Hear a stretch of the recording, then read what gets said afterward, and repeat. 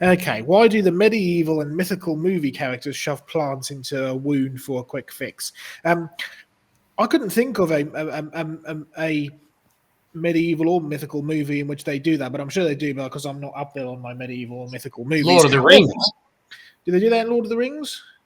Isn't it Aeschylus? That's right. They have a plant thing. King's foil. Yeah. Anyway, there is some truth to it because I do know that this was a well-known medieval fix.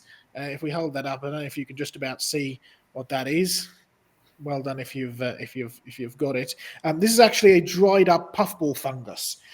We have a whole fungus collection because I'm still very much into fungus, but was very heavily into fungus collecting and preserving and recording in my teenage years. That's what I spent most of my time between the age of 12 and 16 was out with sort of like 60-year-old people looking for mushrooms. But anyway, these are some of the collections that I've got. This is a dried up puffball. So if you know the puffball, the big white, fairly firm fungus can get really big, very good eating. This is what happens when they mature. And you might just be able to see if we can get it into focus there. You might just be able to see. Let's see. There we go. There it is in focus. Let's see if we can keep it in focus. Can you see the? Oh, you can just about see there. Can you see all the spores coming off? Yes. The light actually highlights that quite nicely.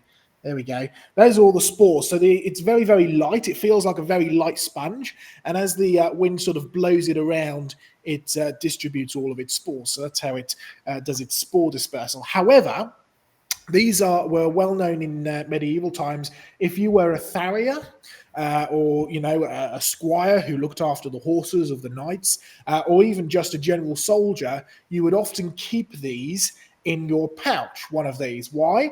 Well, if you got injured or if your horse got injured, you'd take a big chunk of this and you'd press it up into the wound and bind it with a bandage, obviously whatever you can find or rip up.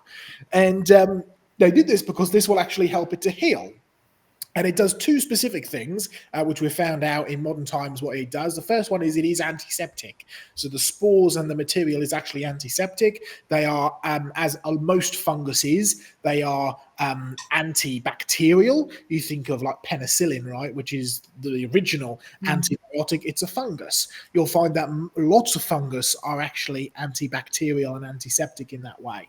So antibiotic as well. So that's the first thing. It is an antibiotic. It is antiseptic, so that helps. Secondly, it's also soft and spongy, right? So it actually will absorb blood and can absorb quite a lot of blood. So it can help with the clotting. That is creating a barrier to stop blood from flowing so that the blood can actually clot and begin to produce the scab. So it's actually really very, very useful, little things like this. And it's amazing the kind of usefulness that God has designed into some of these things. So, Sam, you actually mentioned earlier about a fungus, which I think we'd do very well to actually include one day. Maybe in the new year, a specific fungus related creation conversations, not just looking at the design of fungus, but also asking things like, well, the example that you brought up, Sam, was cordyceps. I have an example of cordyceps somewhere in the museum collection.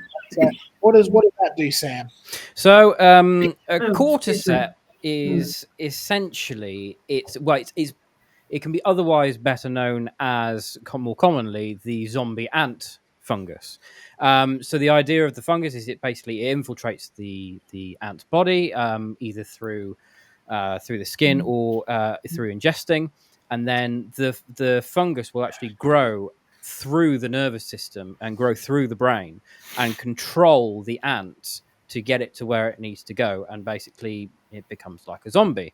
And this has been explored in the video game and subsequent TV show The Last of Us, which has been a smash hit, but took the concept of the zombie ant virus and applied it to if it happened to humans, which is a bit of a different take on the zombie genre, which is a bit relevant because we're coming up to Halloween. But anyway, but this article was talking about how this fungus can now sort of has evolved the ability to affect living tissue as opposed to just dead tissue. So yeah, that's what I was sending over. But I think it would be good to do a full program on sort of fungus and cordyceps and where's that in a good world. That would be good.